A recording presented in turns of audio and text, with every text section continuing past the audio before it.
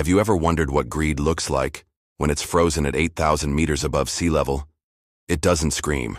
It doesn't beg. It just waits, buried in the snow, alongside the man who thought he could buy loyalty with a few dollars less. This is the story of Logan Pierce, a 37-year-old climber from Colorado, a man who believed money could bend the mountain to his will. But on Everest, money means nothing, especially when you've cheated the very Sherpas who carry your oxygen, your food, your life. In April 2024, Logan joined a private expedition to conquer the roof of the world, but before they even left base camp, he made one fatal mistake. He cut the Sherpas' pay in half, calling them overpaid mules. What followed wasn't just another mountain tragedy. It was a slow, chilling story of karma, unfolding one storm, one breath, one regret at a time. Stay with me, because by the time you reach the end, you might just ask yourself the same question Logan did before his final breath. Was saving a few dollars worth a human life? This is Ben's Stories, where the mountain remembers. The wind at Everest Base Camp was like a living thing, howling, clawing, biting through layers of Gore-Tex and pride.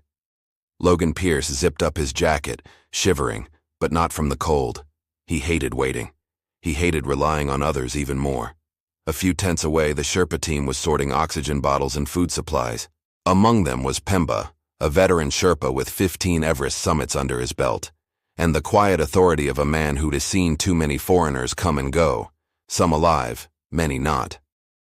Pemba had been assigned to Logan's team by the expedition leader, but from the first day the tension between them was obvious.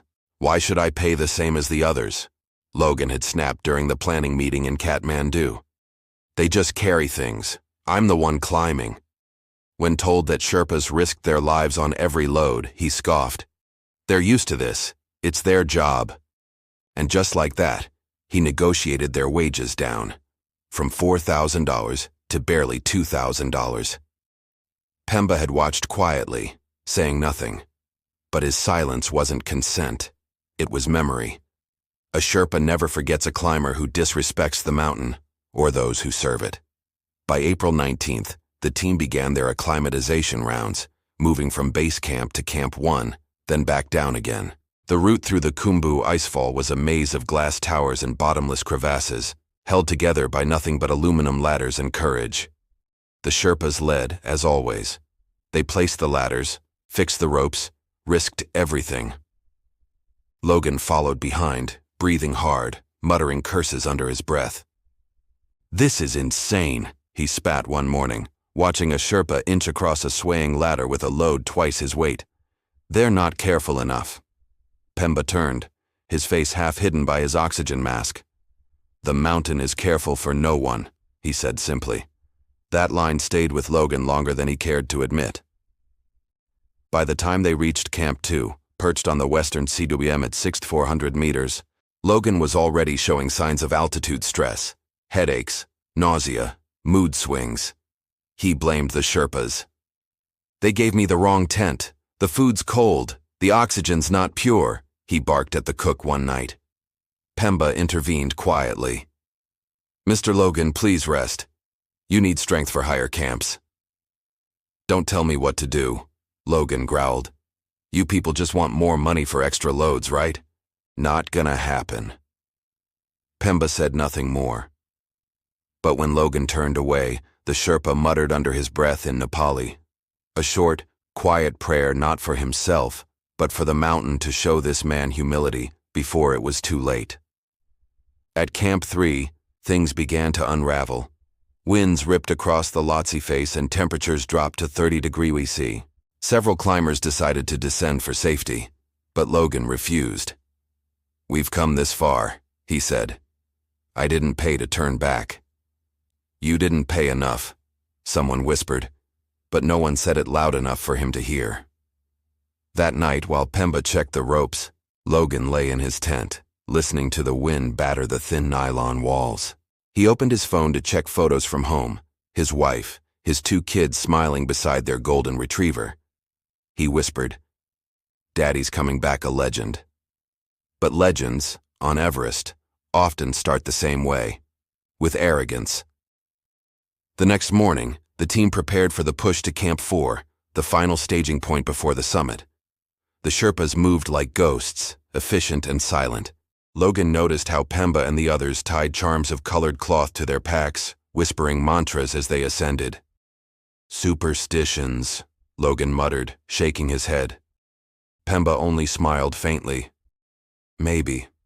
Or maybe they keep us alive." As they reached Camp 4, the death zone, Logan finally felt the weight of what he'd chosen to disrespect. The air was razor thin. Every breath felt like inhaling through a straw. Around him lay the frozen remains of those who had dared before him, bodies wrapped in ice, boots still pointing toward the summit. Pemba looked at one of them, then at Logan. "He was rich too," he said quietly. "What's that supposed to mean?" "Money can't carry oxygen," Pemba replied. That night a storm rolled in from the Tibetan plateau. Winds hit 90 km/h. The summit plan was delayed. Logan was furious. "We wait and we lose our window. I'm not staying here another day." "Wait," Pemba insisted. "The mountain decides, not us." But Logan didn't listen. He radioed the expedition leader and demanded to go with a smaller team. 2 Sherpas were forced to accompany him. One of them, reluctantly, was Pemba. As they set out into the blinding storm, the camp fell silent behind them. No one knew it yet, but Logan's climb had already ended. The mountain was just taking its time to collect payment. The first few hours of their summit push were an illusion, a cruel calm before the storm's second breath. Under the faint glow of their headlamps, the world looked silver and still. Logan Pierce climbed steadily, the crunch of his crampons the only sound in the thin air. Behind him, Pemba and Dorje, another Sherpa porter, followed quietly, their faces masked by frost. They moved with the patience of men who understood what most climbers never would. That on Everest, you don't conquer anything, you negotiate for survival. Logan, though, saw none of that. To him, the mountain was a trophy, and every step higher meant another story, another headline, another way to prove he was stronger than the world that had always underestimated him. By 2 a.m., the wind had begun to rise again, and the temperature plunged to 40 degrees Celsius. The rope line creaked under the weight of the storm. Logan cursed, trying to tighten his oxygen mask. "Pemba, my regulator's freezing again." Pemba turned, kneeling beside him. "We need to rest," he said. "Wind too strong. We wait, then go." "Wait?" Logan's voice cracked. "Do you think I paid 10 grand to stop here?" Dorje gave Pemba a weary look. "He doesn't understand." "No," Pemba replied softly. "He doesn't." Still, he adjusted Logan's gear, the same man who had underpaid him, insulted him, and treated him like a tool. Because that's what Sherpas do. They serve, they protect, even when the mountain itself whispers that some men don't deserve saving. By dawn, the storm had shredded the horizon into a blur of white. The 3 of them were now above 8,300 meters, inside the death zone, where the human body slowly begins to die no matter what you do. Each breath was agony, each step, a war. Logan's pace slowed. He began to stumble, gasping. "Why? Is it so hard to breathe?" Pemba answered without looking back. "Because the air doesn't want you here." Logan tried to laugh, but his throat froze. He hated the Sherpa's calm tone, the way Pemba made him feel small. Not just physically, but morally. "You think you're better than me?" Logan shouted through the storm. "Just because you were born here?" "No," Pemba said. "I think you don't understand what here means." Hours later, the 3 reached the Hillary Step, a near-vertical wall of ice and rock, the final obstacle before the summit. By now, Logan was exhausted. His hands shook as he clipped onto the rope. He looked up, saw the small, triangular shadow of Everest's summit against the dawn light, and forced a grin. "We're close," he gasped. "I can see it." But then Doria slipped. A single misstep, the rope jerked, and Logan lost his balance. His oxygen mask cracked against the ice, and for a moment, panic replaced pride. "Dorje, hold the line," Pemba shouted, digging his axe deep. Dorje caught himself, panting, trembling alive. "Barely." Logan, furious, screamed, "You almost killed me!" Dorje said nothing, but his eyes, tired and red from the wind, said what he wouldn't. "You almost killed yourself." They reached the summit at 9:47 a.m. The wind had eased, and for a brief golden minute the world was silent. The curve of the earth was visible below them, clouds drifting like white rivers, endless, beautiful, godlike. Logan pulled out his phone, his gloves stiff with ice, and took a shaky video. Logan Pierce. Top of the world, baby. We did it! He turned the camera toward Pemba and Dorje. Neither smiled. They stood quietly, whispering a Buddhist prayer to the mountain, pressing their palms together in respect, a tradition Logan mocked before they'd even begun. Come on, Logan said, laughing. Smile for the video. I'll tag you guys in it when we're back. But the mountain doesn't care about tags, or smiles, or money. And as the first gust of the returning storm hit, their triumph turned into survival. Descending from the summit is where most die, exhausted, oxygen depleted, blinded by frostbite or arrogance. By the time they reached the balcony, Logan's oxygen was nearly gone. Pemba, I need a new tank, he shouted. Pemba checked his pack. This one was supposed to last you longer. It's empty. Give me yours. Dorje froze. Pemba stared at Logan, then at his own regulator. He had enough for himself. Barely. Logan grabbed the tank from Pemba's pack without waiting for permission, his voice cracking with desperation. I paid for it. It's mine. Pemba said nothing. He just watched as Logan strapped it on, the same man who had haggled over every dollar, now stealing oxygen from the one person keeping him alive. Dorje looked at Pemba helplessly. What do we do? Pemba's eyes stayed fixed on the horizon. The mountain will decide. By early afternoon, the weather collapsed. Visibility dropped to 0. Logan stumbled again and again until finally he collapsed in the snow. Pemba knelt beside him. We must move now. I can't. Logan gasped. His lips were blue, his eyes unfocused. My fingers. I can't feel. Pemba grabbed his shoulder. Then crawl. Crawl until you see Camp 4. Logan shook his head.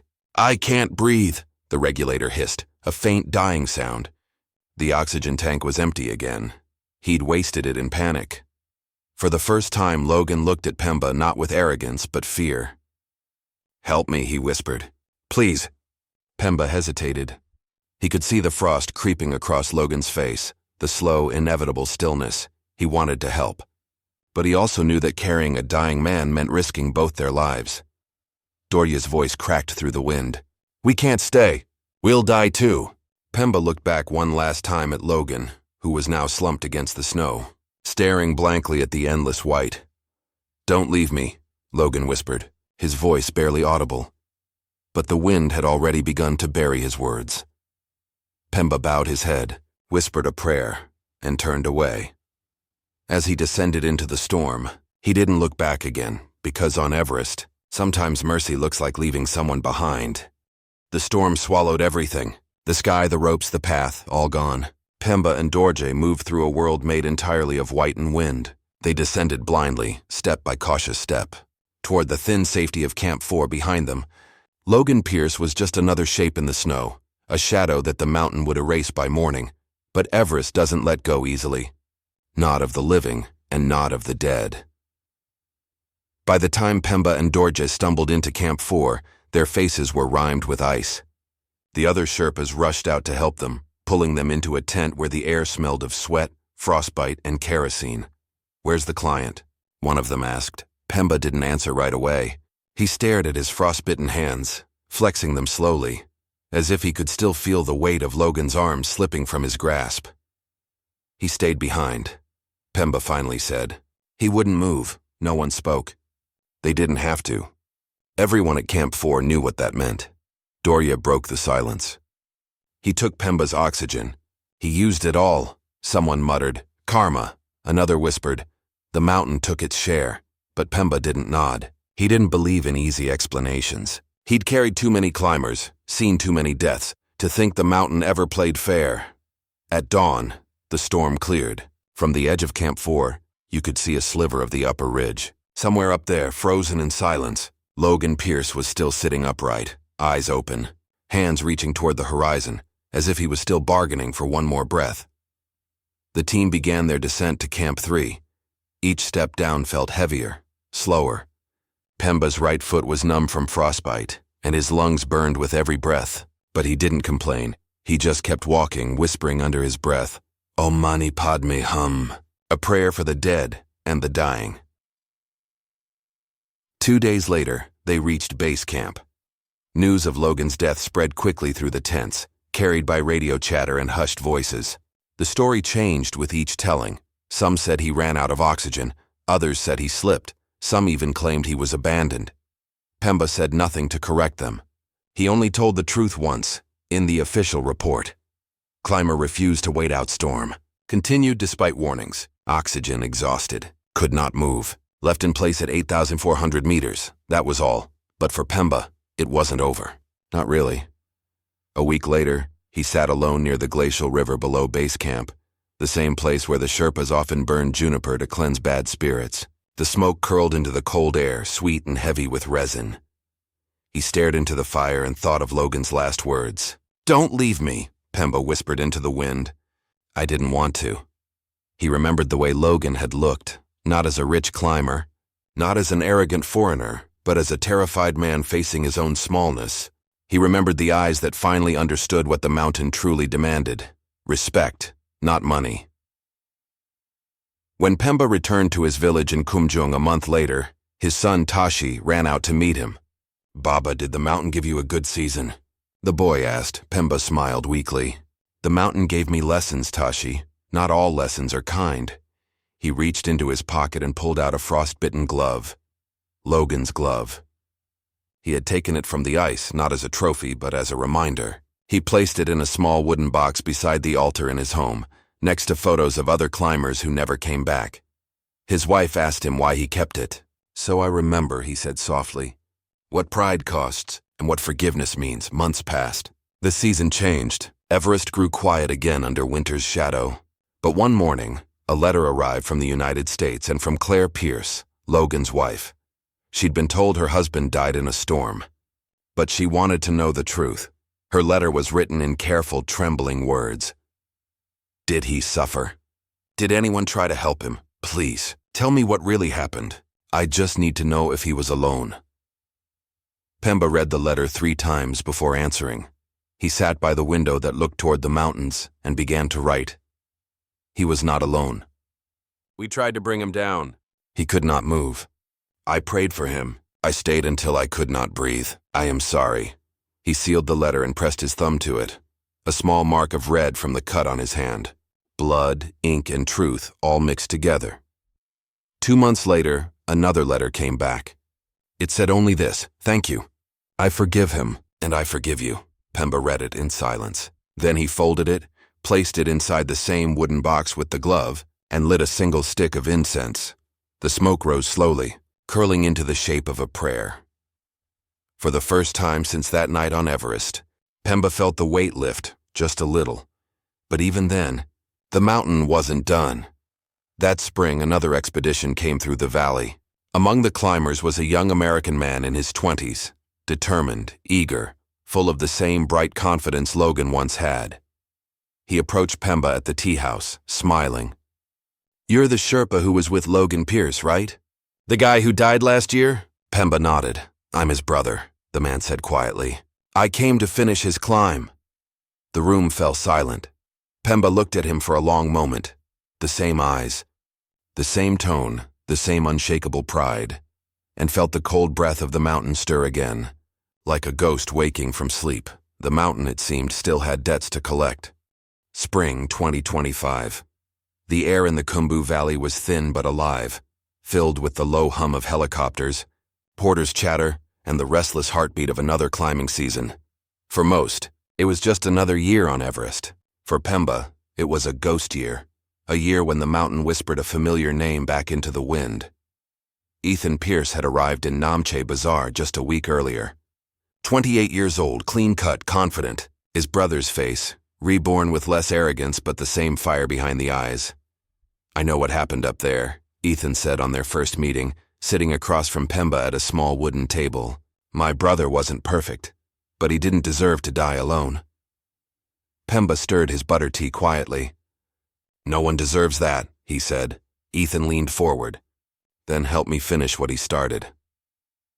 Pemba looked out the window toward the trail that led to base camp, winding like a silver scar through the valley. He didn't answer, but the mountain inside him, the guilt, the memory, did. By late April, they were at base camp, and everything felt like déjà vu. The same flapping tents, the same biting wind, the same smell of kerosene and cold metal. Even the same company name painted on the gear crates, Summit World Expeditions. Ethan was a better climber than Logan, stronger, more disciplined, but not wiser. He was climbing for redemption, not for the view. He wanted to reach the top and film himself spreading his brother's ashes from the summit. He told everyone it was for closure, but Pemba saw the truth. It was pride wearing the mask of grief. The expedition began smoothly. At Camp 2, Ethan laughed with the other climbers, told stories about his brother, even made jokes about how stubborn Pierce men can be. But when the air thinned and the headaches came, so did the ghosts. Pemba noticed it one night, when Ethan sat outside his tent staring at the icefall, the ashes in a small pouch hanging around his neck. "I saw him," Ethan whispered. "At the balcony, in my dream," he said. "Don't come higher." Pemba's eyes narrowed. "Dreams on the mountain are warnings," Ethan smiled weakly. "Or maybe guilt." Pemba didn't argue. The mountain would answer soon enough.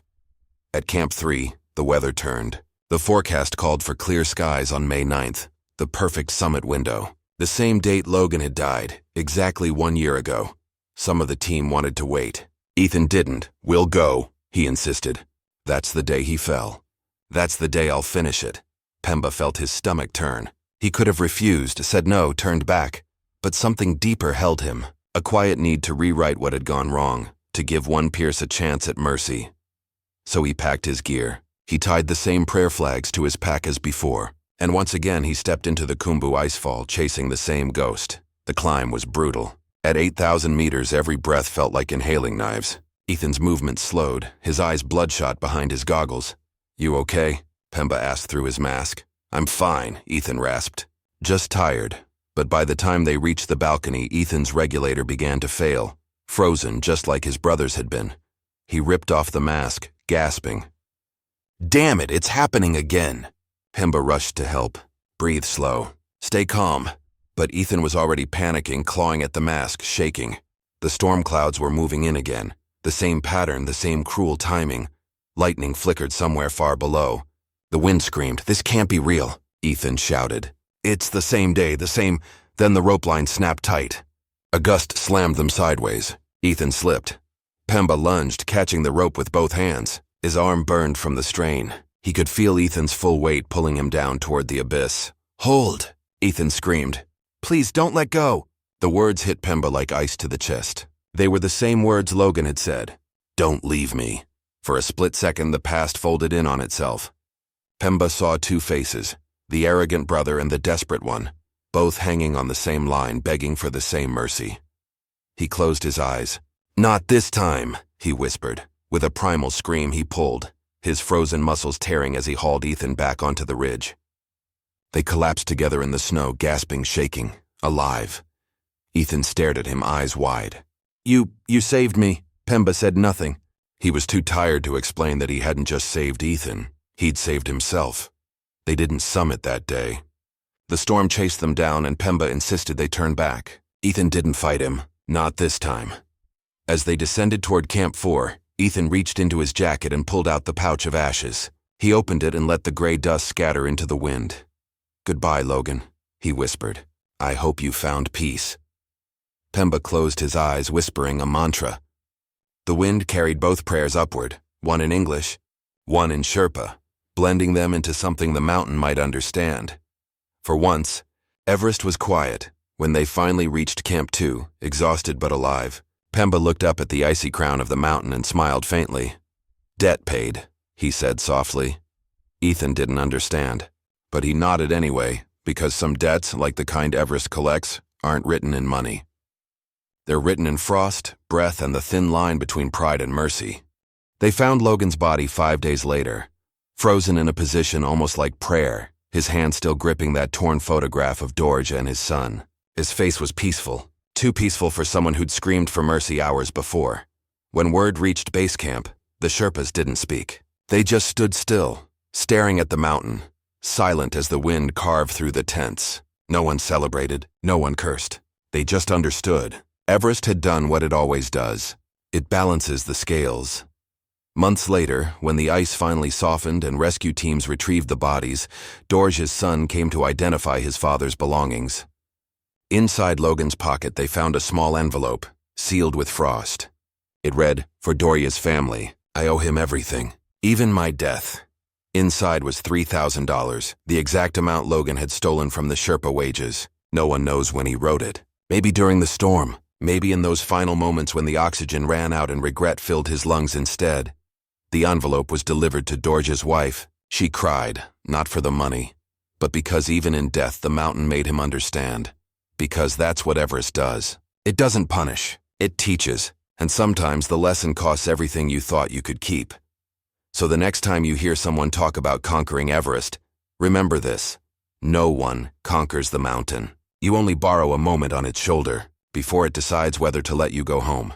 If this story moved you, if it made you think twice about what real debt means, then hit subscribe.